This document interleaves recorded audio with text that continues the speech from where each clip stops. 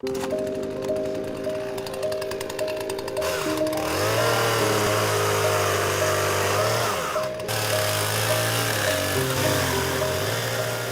you're witnessing are the first signs of a project that's been a decade in the making.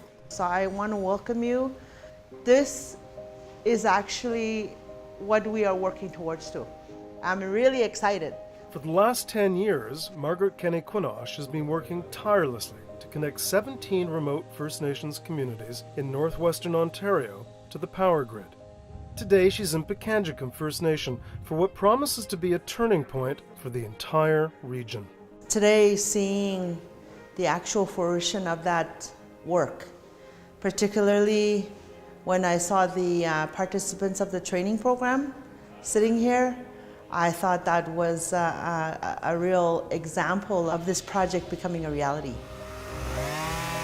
Beginning in early 2018, this northern Ojibwe community will see construction begin on a 117-kilometer transmission line that will connect it to Ontario's power grid for the first time. It's the first step in the larger First Nations-led 1,800-kilometer project known as Wataynikaneyap Power. The first time I came here and I heard the stories about their situation from the elders, I made a personal commitment that I would like to see this community connected as early as possible. Today, 24 members of the community are taking part in a skills training program, everything from resume writing and chainsaw maintenance and operation to first aid training. Dean Gation from PowerTel has been tasked with building the line. We got our marching orders, we got our direction, get it done. Chief Dean Owen said, just get it done. This is the biggest thing that's going to happen in this country in the next 20 years. These will be the first local hires when work begins to extend the grid to Pikangikum. This clearly isn't any ordinary transmission project. It's about becoming visionaries for our own people, our future generation, at the same time taking control of our destiny. The Pikangikum Power Line project finally got off the ground in the summer of 2017 when the federal government announced funding for the 117-kilometer line. The Government of Canada is investing, today we're announcing, up to $60 million to bring safe, reliable electrical power to Pikangikum. Pikangikum joined Wataynikaneyap Power back in 2016, an unprecedented transmission project led by 22 First Nations that have partnered with Fortis Ontario to bring much-needed power to northwestern Ontario. This funding announcement is a major step forward for Pikangikum as the project now changes from the development to the construction stage. Government and First Nations are now coming together, and it's just the beginning. Today's a really good announcement because the federal government is finally coming to the table with something significant, and it's been a long time coming. One of our elder advisors tells us that this is a reconciliation project, and it could be a reconciliation project. We've had bad experience with government before, and we like to put that all behind us, and it does represent a new beginning for the community, for our youth.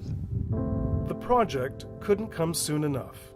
Living conditions in Pikangikum are unacceptable, with people living in run-down, overcrowded houses because new houses can't be built or hooked up to the local distribution lines due to capacity limitations of the generator. It's kind of difficult, like raising kids in this community, like being on welfare and stuff like that, because it's getting hard. Like it's hard to getting a job around here.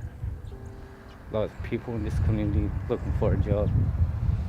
Like everyone else in the community, Coreyton hopes the new transmission line will not only bring him a job, but secure his children's future. Hopefully we'll get a lot of things when the grid line starts, like running water for elders and stuff like that.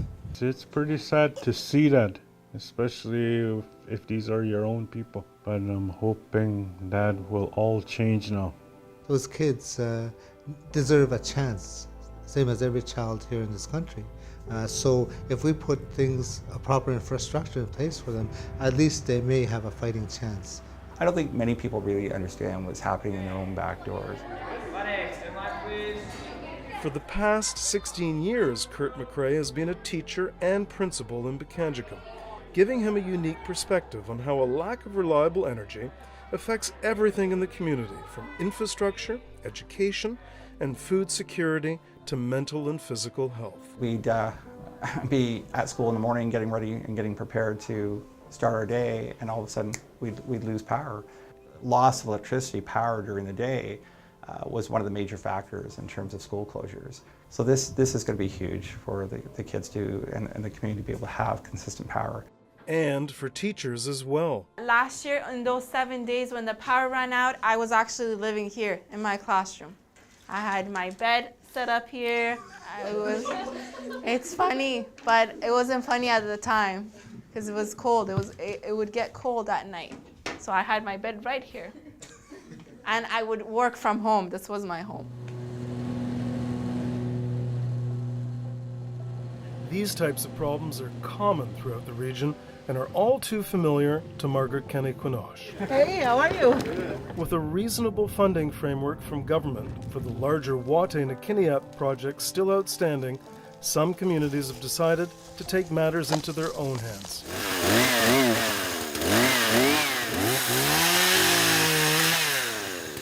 Today, she's visiting Big Trout Lake, or KI for short, and Wataynikaneyap First Nation, two neighboring communities that are connecting and upgrading their generators with a 26-kilometer tie line that will allow them to share power.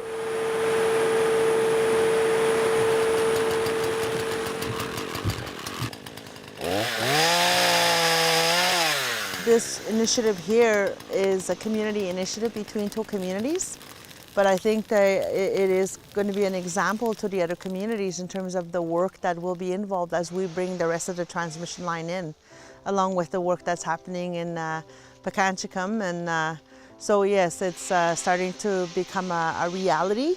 Chief James Cutfeet from Big Trout Lake explains. It buys us time, and right now, as it stands, we're under a power restriction, meaning that we can't hook any additional infrastructure or houses for that matter. The tie line for us is a precursor to being hooked up to the bigger project, the Watay grid. For Craig Senawap from Big Trout Lake, one of the line crew doing some of the brush cutting, it's about building a future. I got 3 little ones. I'm all for it because I'm gonna need a house at some point, and I gotta create a solid foundation for me and my family. Now we just need the both levels of government to come on side and get that funding framework in place ASAP, because otherwise we're going to have a missed opportunity here. For many, it's now no longer a question of if these remote First Nations communities will ever get connected to the grid. It's a question of when. You can see the incredible pride they have in seeing this thing move forward, and I can see that glimmer of hope in many of the other communities that Wataynikaneyap has as partners. And this is definitely a lot of eyes on this project right now. Within our area here, there's 21 other communities that are anxiously waiting the same opportunity that we're having right now. And that's my hope, to see these other communities shut dirty diesel down and quit polluting our lands. For her part, Minister Bennett is emphatic. The 117-kilometer line is only just the beginning. This was a priority for this community, but for the region. The region felt that to make this first step of Pikangikum was a very significant gesture in terms of how do we show that we're serious about really the future of this whole region. There's going to be opportunities created for our future generation. You know, there's so much tragic situations in our communities, and I believe that if we create opportunities and create hope foundations for our young ones, that it's not just about bringing a line in. Yeah, it's to save our people.